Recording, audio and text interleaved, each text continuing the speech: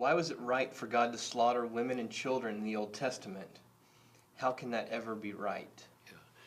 It's right for God to slaughter women and children anytime he pleases.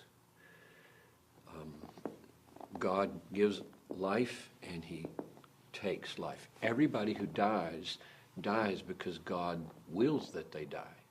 So God is taking life every day. He will take 50,000 lives today. Life is in God's hand.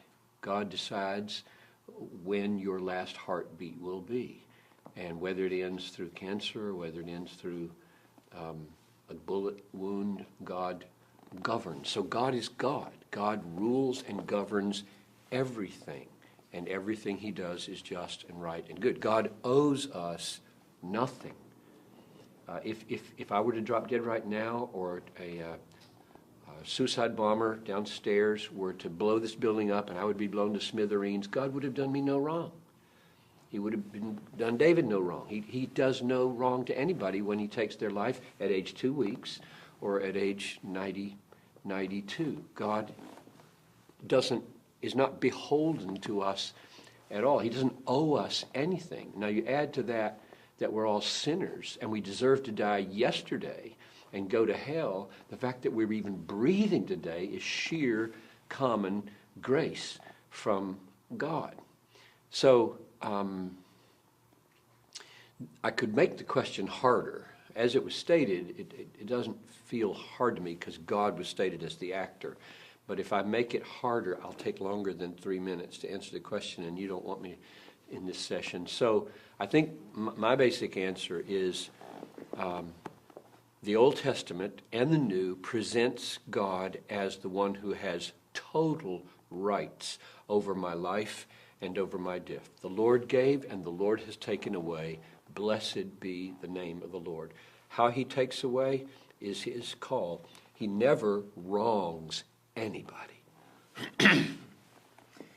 John, how would you state it to make that question harder? And what would be your answer? The question to makes it harder is that he commands people to do it. He commanded Joshua to slaughter people. Okay, so you got human beings now killing human beings. And so now you've got a moral question for what is right to do. So the Bible says, thou shalt not murder. And God says to Joshua, go in and clean house and don't leave anything breathing. Don't leave a donkey breathing. Don't leave a child breathing, a woman breathing, an old man or old woman or a donkey. Just wipe out Jericho.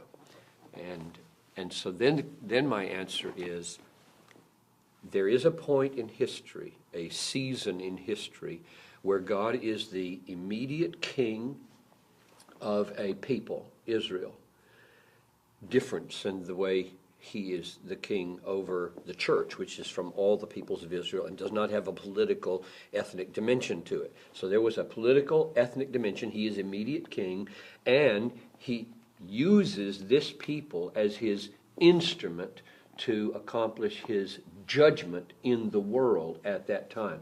And God, it says, let the sins of the Amalekites accumulate for 400 years so that they would be full, and then he sends his own people in as his instruments of judgment. So I would vindicate Joshua by saying in that setting, with that structure of people and God, it was right for Joshua to do what God told him to do, and that is annihilate the people. But that's much more complex morally than saying God does. I mean, he can cause a flood and kill everybody on the planet except 8 people.